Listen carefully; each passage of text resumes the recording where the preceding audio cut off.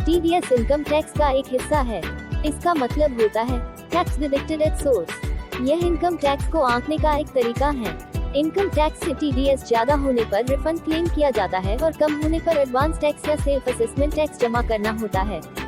Company के case में अगर टैक्सेबल इनकम पर देय टैक्स बुक प्रॉफिट के 15% से कम है तो बुक प्रॉफिट को इनकम मानकर 15% इनकम टैक्स देना होगा। टीडीएस सुनते ही आपके मन में कई तरह के सवाल आते होंगे, जैसे यह क्यों लगाया जाता है, कितनी आय पर लगता है, टैक्स के रूप में काटी गई यह रकम कहां जाती है, कौन काट सकता है टीडीएस। आज यहां आपको सारे सवालों के जवाब मिलेंगे।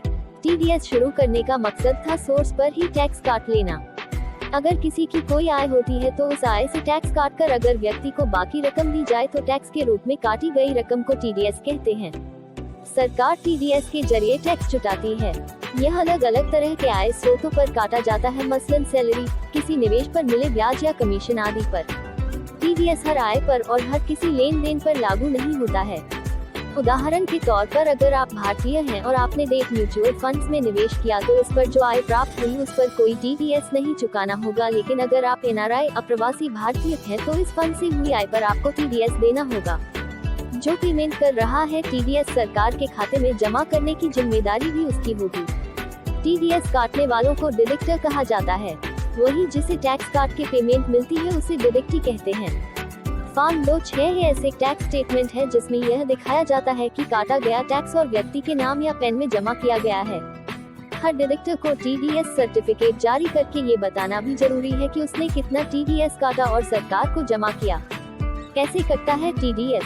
कोई भी संस्थान जो टीडीएस के दायरे में आता है, जो भुगतान कर रहा है, वह एक निश्चित रकम टीडीएस के रूप में काटता है।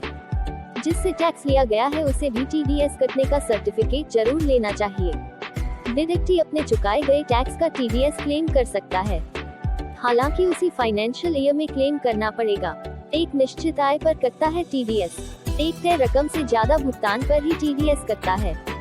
विभिन्न तरह की आय सीमा पर टीडीएस कटता है। आयकर विभाग ने सैलरी, ब्याज आदि पर टीडीएस काटने के कुछ नियम तय किए हैं, जैसे कि एक साल में एफडी से अगर 10,000 से कम ब्याज मिलता है तो आपको उस पर टीडीएस नहीं चुकाना पड़ेगा। अगर एक वित्तीय वर्ष में व्यक्ति की आय इनकम टैक्स छूट की सीमा से नीचे है तो वह अपने नियोक्ता से टीडीएस फॉर्म 15G15H भर के टीडीएस नहीं काटने के लिए कह सकता है। इसी तरह की और जानकारी के लिए जुड़े रहिए हमारे साथ। नमस्कार।